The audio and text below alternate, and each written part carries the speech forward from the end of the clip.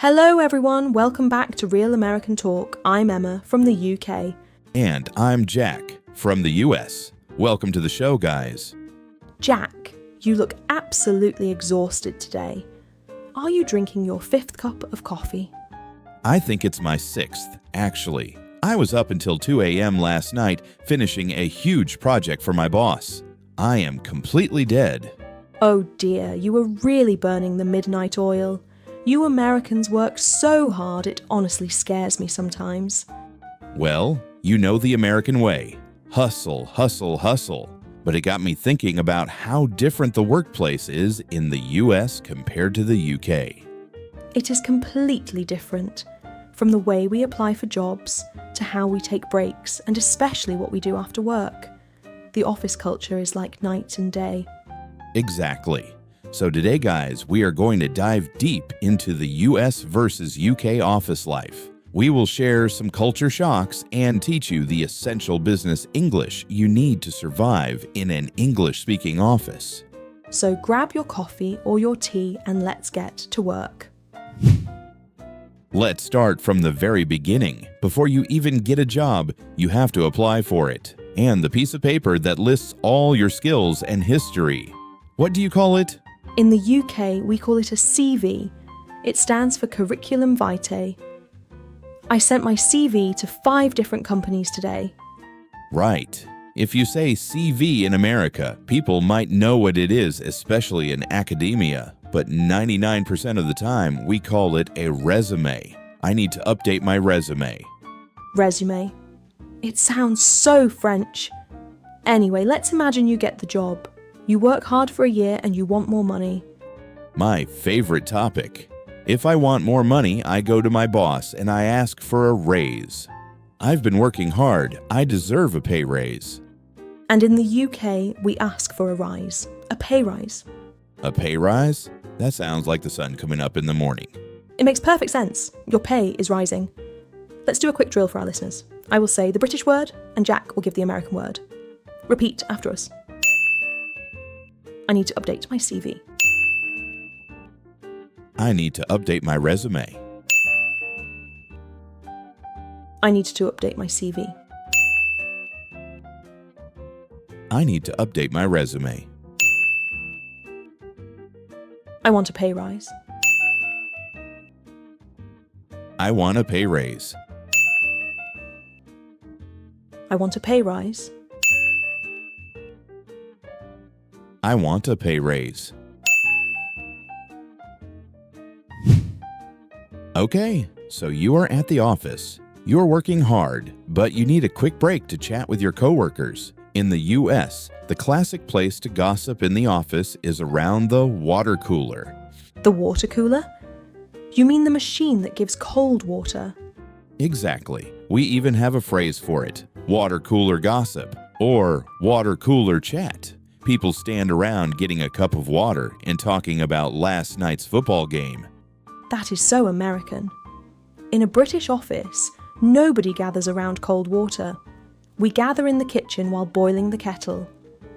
Making a cup of tea is a sacred ritual. Oh, here we go with the tea again.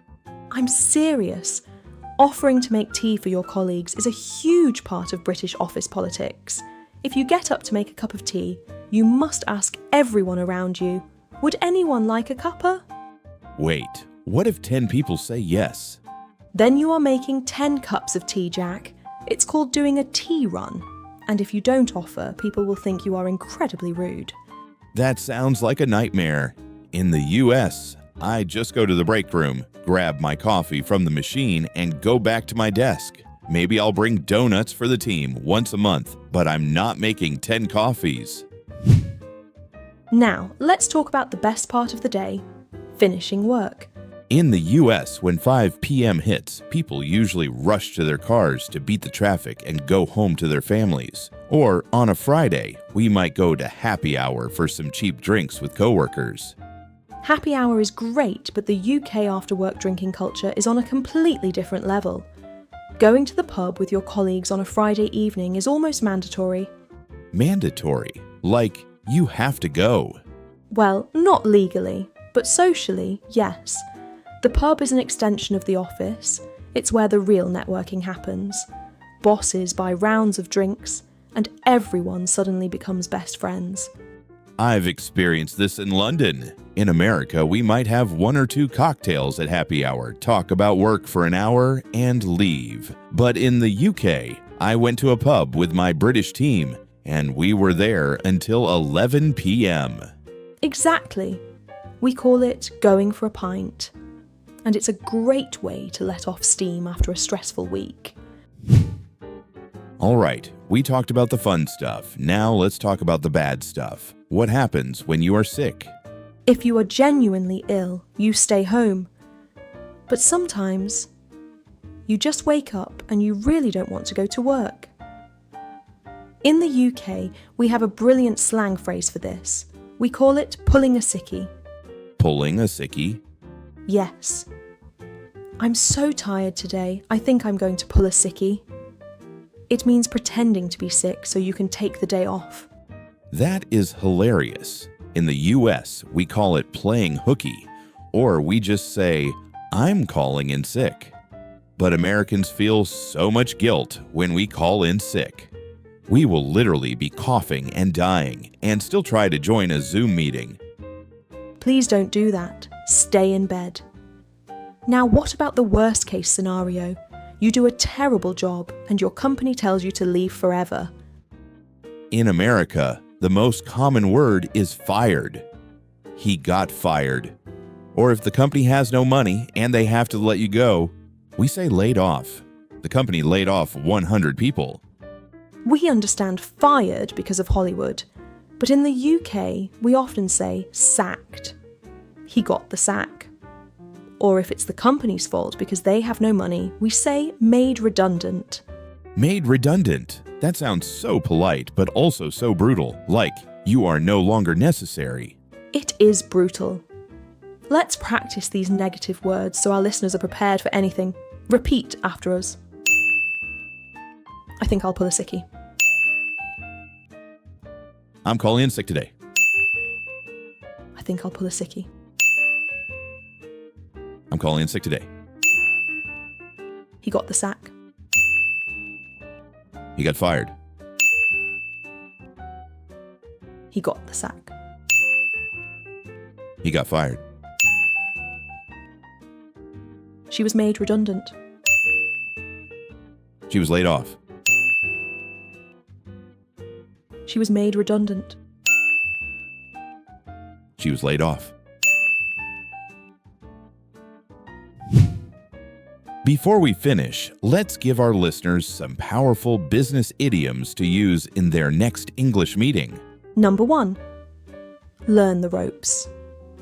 This means to learn how to do a new job. I just started this job on Monday, so I'm still learning the ropes. Number 2. Think outside the box. You will hear this in every corporate meeting in America. It means to think creatively in a new and different way. We need to increase our sales, so let's think outside the box. Number 3. Call it a day. This is the best phrase of the day. It means to stop working because you have done enough. We've been working on this report for 6 hours. Let's call it a day. I love that one. Let's do a quick final test for our listeners. Are you ready, Emma? I'm ready. Let's test them. Situation 1. You are applying for a job in London. What document do you send them? I send them my CV. Spot on. Situation 2. You are working in New York, and the company has to let 50 people go because of budget cuts. What happened to them? They got laid off. Perfect. Situation 3. You have been studying English for an hour and you want to stop and go to sleep. What do you say? Let's call it a day. Excellent job, Emma, and excellent job to everyone practicing at home. Office life can be stressful, but knowing these phrases will make you sound so much more professional and confident. We want to hear from you guys now. Head down to the comment section and tell us about your office culture. Do you have a water cooler culture or a tea-making culture? And have you ever pulled a sickie? Don't worry, we won't tell your boss.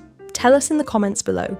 Thank you so much for tuning in to Real American Talk. If you learned something new today, please hit that like button, subscribe, and share this with your coworkers.